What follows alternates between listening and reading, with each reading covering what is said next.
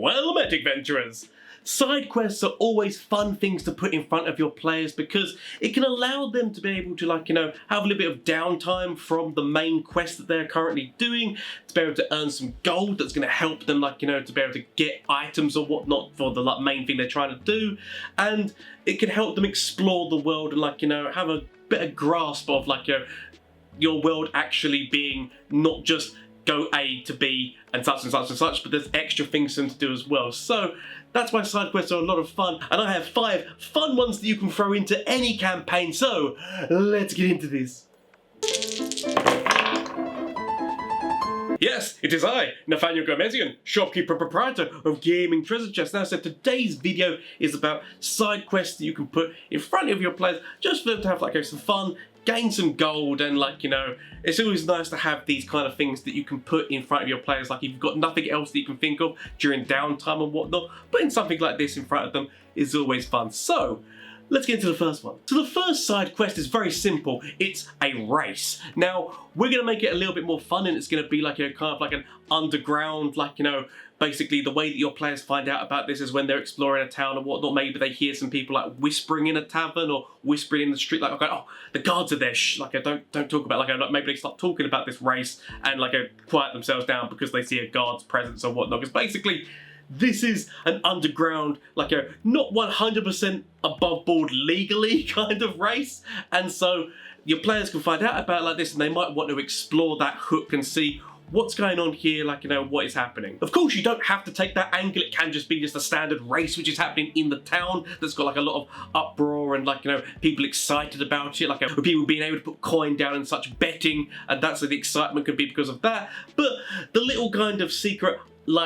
maybe not 100% legal thing, it can grasp players' interest a little bit more than just a simple standard race which is happening. So that's the reason why I mention it. Now, the way that your players can get hooked into this and become a part of it is simply that one of the racers is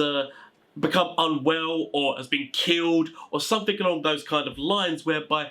there's somebody who's basically the racing manager who's got this creature or whatever it is that they've got as a racing kind of thing, and they need a new rider to take the place of the person who so it can be that they've become ill because maybe they've been poisoned, or as I said, if you want to go full on murder, you can go down that route as well. And it can be that one of the other opposition has caused this to happen because maybe they were a favourite to win and whatnot, so taking out the competition to ensure more monies for the winner kind of thing. So your players are now put into this situation where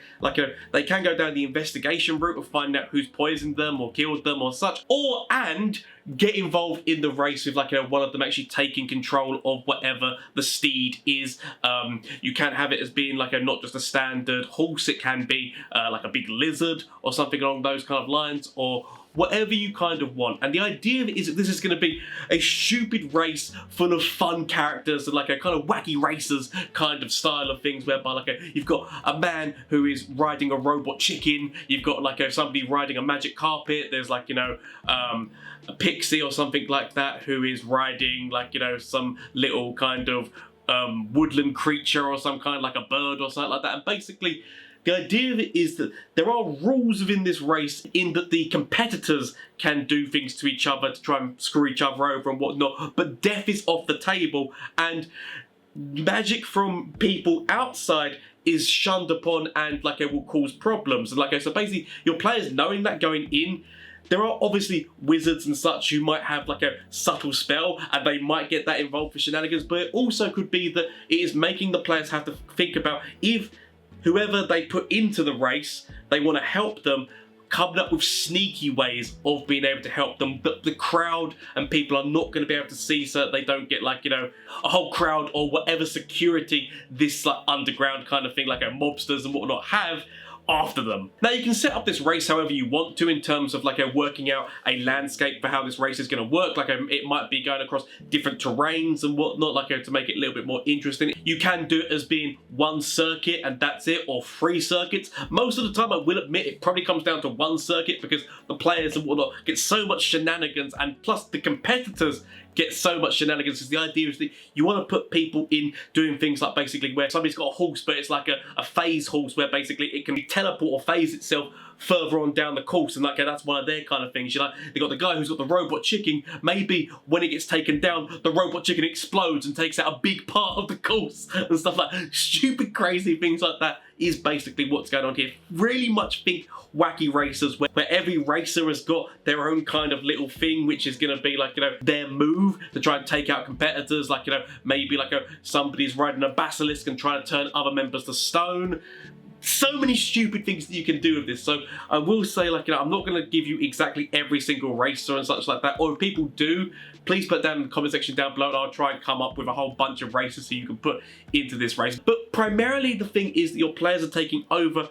one competitor's place within this race and or trying to find out who has poisoned the actual racer. Now, the idea of it is that basically the race manager of that team that your players are taking a part of, they will give your players like a certain amount of gold. Like basically, if you win, then we're gonna give you like, you know, like 15% or whatnot of the thing. Because basically, if your players go, oh, well, we just want to join the race ourselves and such, and like get all of us in there, make the price of entry quite high, like, you know, like 10,000 gold just for a place to enter. Because basically the idea of it is that you want to make it so that your players understand that it's going to be very hard for them to get everyone in because the price is really high, but if they win, then the money is significant. Now admittedly they might only be getting 15%, but the manager can explain that like that's because like the costs that they've got on their sides of things and whatnot, but what they're still getting is a significant amount of money. But of course, how much gold your players gain from doing this and how much of the ticket is if they wanted to enter, it's going to vary depending on like, you know, what level your party is and how much money your party has. Obviously, like there's going to be a big difference between a level 3 party doing this and a big difference between a level 20 party doing this in terms of how much gold they're going to get for accomplishing this. Now obviously that's going to be the same for like, you know, all of these quests. I'm not going to give a set amount of gold or whatnot that they get. That's up to you guys to decide depending on your players' levels. So what's really interesting to see is what the party decide to do in terms of like, do they put a racer in and try to go all out on winning with the other members trying to stealthily support them, or does one person go into the race while the others are trying to work out who it was who sabotaged the other like a racer who was currently there? So there are many different things that you can come up with here, and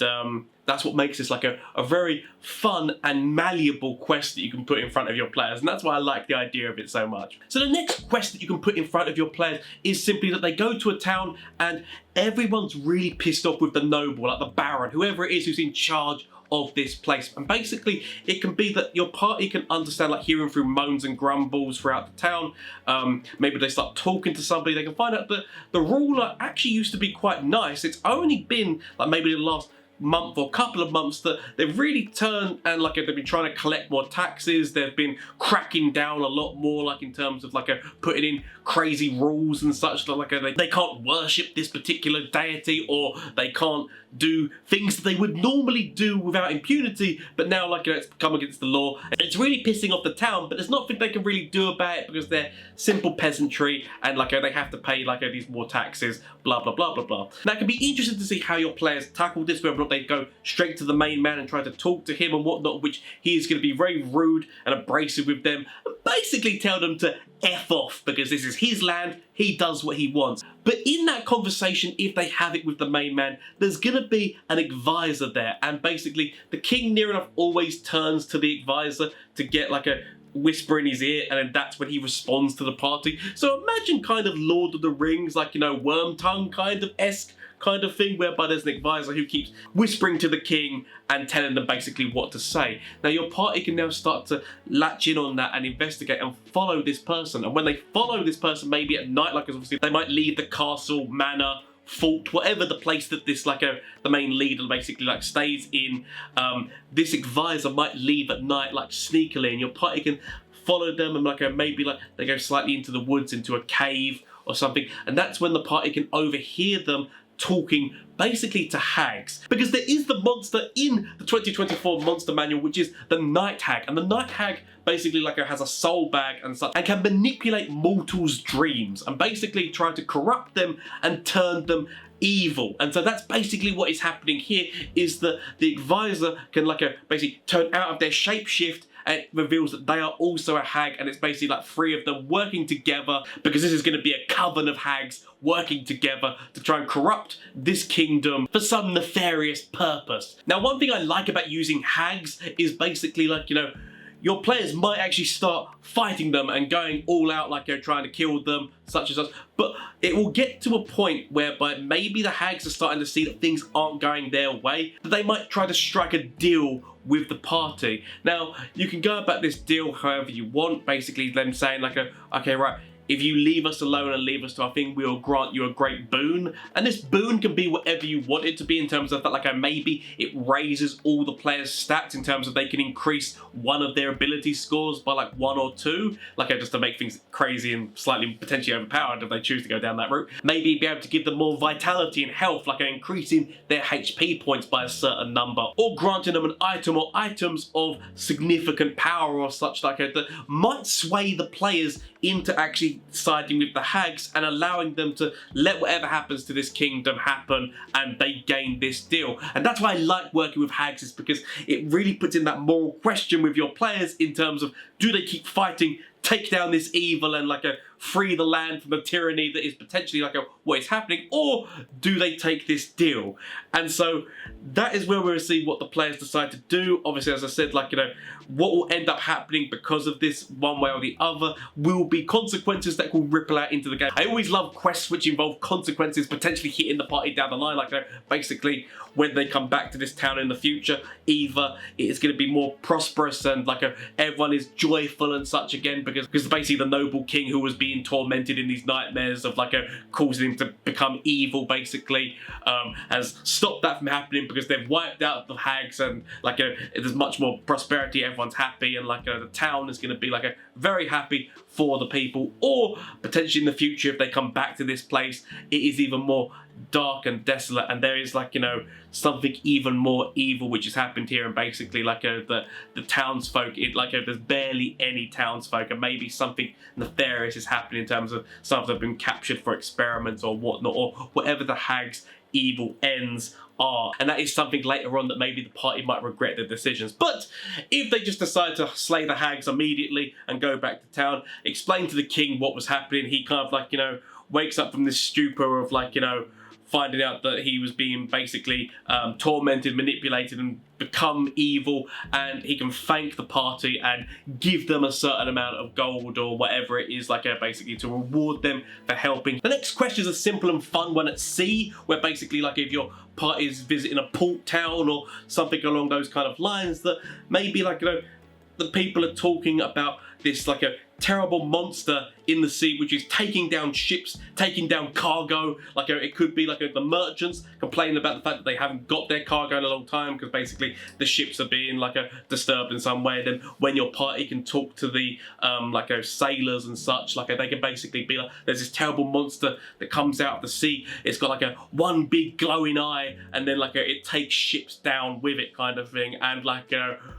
basically trying to intrigue the party into wanting to deal with whatever this monster is. Obviously like giving them the reward of being, if you can deal with this, then they're going to get a certain amount of gold or whatever. Like I said, rewards and whatnot I leave to you guys in terms of like, as you don't just have to reward party with gold. It can be items or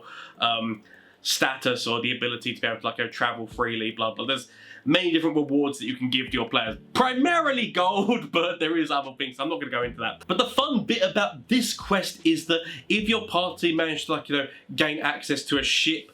be it like convincing somebody, because like a lot of these people are going to be fearful, but convincing a captain to take them out to try and deal with this threat, or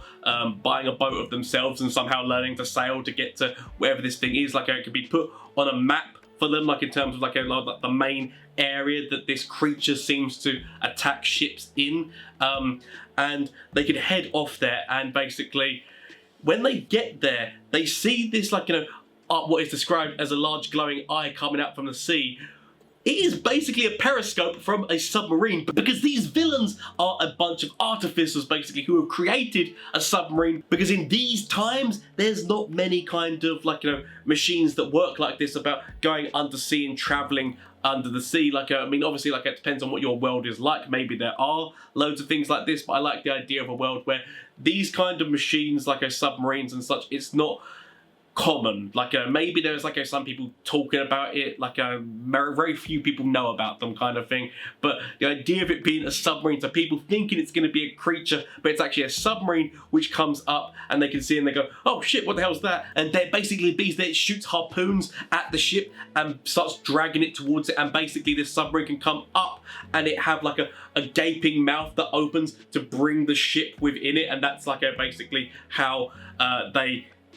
gain the ship and steal it of all its cargo and such. And that's like what these pirates have been doing, like these pirate artificers have been doing. And you can have it that they've got like a crazy, like, you know, guns and such as being like their main weapon, because they are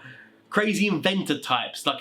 these people who've gone to piracy have decided we're going to go at this with everything we've got intellectually, and so weapon wise we're going to come up with these like really fun creative things that we can use. And basically like the stories and whatnot have only been of people who have like jumped off the ship and swam to shore because they've basically seen this gaping mouth taking their ships in and whatnot, or not really thought about it being mechanical or anything like that. Like it's basically fear is a big driver in people's like a memory of remembering what the hell has happened. And like so to people who don't know what submarines are, big glowing eye and then it basically taking the ship into like a mouthy jaw kind of thing as they swim away, they're not going to be thinking about those kind of things. That's the reason why they describe it as a creature, and basically be that when your party's inside, that's when it all kicks off, whether or not they decide to go into combat, whether or not they decide to talk to these people, like that's when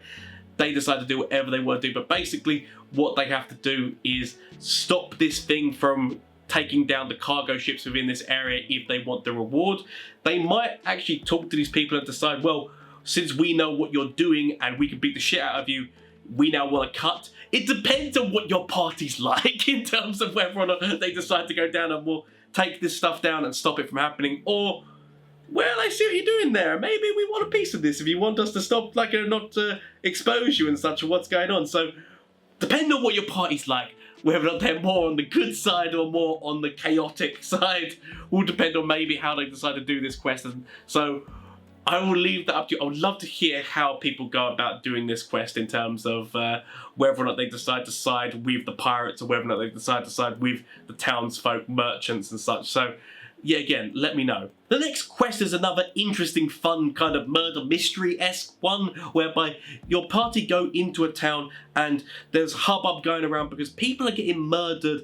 all over the place, like randomly about town. But the weird thing about it is they keep getting their hands cut off. All the victims are found handless, and it sparks like what the hell is going on here? Like, why is this person collecting hands? Are they just making like sick trophies? What is going on here? And that's like where the intrigue can come into this. And basically this quest works by like certain little clues being left behind at the scenes of the crimes and such. Like so if your players can like put these clues together, like maybe like be it shoe prints, be it like that there's arcane residue being left behind in terms of like some kind of spell or something is going on here. Maybe the type of weapon it is that's being used to kill these people in terms of like, are they being killed by being stabbed or are they being killed by magic kind of thing in terms of being killed and then their hands have been cut off post-mortem kind of thing, like, maybe your party catch a hint of who the next victim's gonna be and so stake out their house like basically like some clue like being between the victims in terms of like, maybe with their names and such. Maybe there's something which is like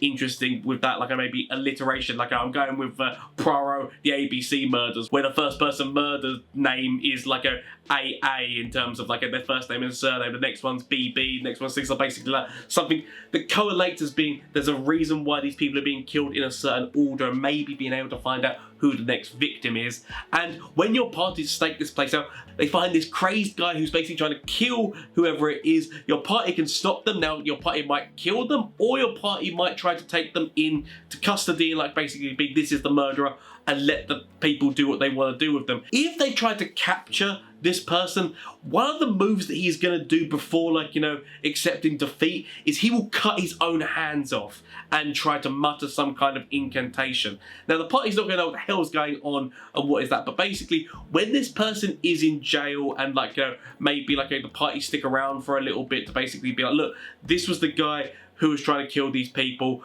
While that is happening, somebody else gets killed in town,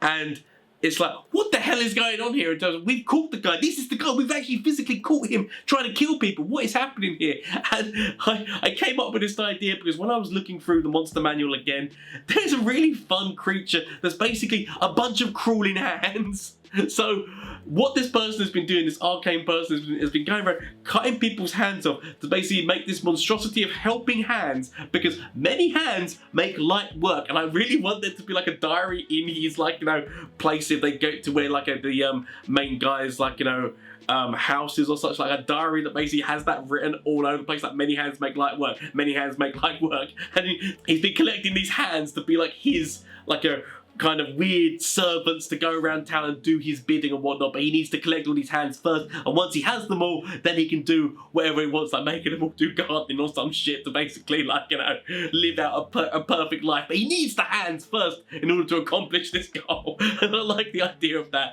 And so when I was reading the crawling hands, like the massive crawling hands thing, just double check the monster manual, which is why it's probably now teleported up here. It is the swarm of crawling hands is what it's called. I just wanted to definitely make sure I'd looked up to find out what the monster is called. I will put the information of like the swarm of crawling hands and like the night hags and such probably down in the information below this video, so you can gain access to like the stat blocks and such on what their abilities are, and that, so that will be down there. But yeah, this is just a fun murder mystery kind of thing, whereby I like the idea of this swarm of crawling hands being like the main thing of a murder mystery. Like you think you catch the guy and it turns out that there's still murders being committed because he's now controlling these hands from his jail cell. Obviously, as I said, if the players just decide to kill him outright, then that won't happen, or potentially the crawling hands, because they've been infused with arcane kind of thing, tried to come to his aid, so once the players kill him, then maybe this swarm of crawling hands come in to basically explain this is why he was cutting hands off, so that the players think that the fight is over, but then suddenly, oh, all these hands, oh, like it'll come out of nowhere. Like, so different ways you can go about it depending on how the party decides to go about that, but I really like this quest, and so that's the reason why I have put it in here. The last quest I have for you is a very simple one, where it's basically an escort mission, whereby I like throwing escort missions in if the party have got to travel from one location to the other, and basically this being like I put in there that, oh, while you're on the way, why not earn some extra coin by like helping in this like a escort thing, like whether or not they hear that there's maybe somebody who's like, oh, we need some people to be able to help us, this is going to be like a very treacherous journey going to wherever it is, and it turns out that that's the location that your party needs to go to for whatever, like they can overhear that and maybe want to get involved for some coin to be able to help out this escort mission. But basically these people are trying to escort this relic from one place to another. They know it's going to be treacherous because there's been problems with this already, in terms of maybe they've been attacked a few times like on their way to this town, and like they know that it could potentially happen on their way out, like going to the next one. So that's the reason why they want to hire adventurers. Maybe people have died previously along the way, whatever the reasons are.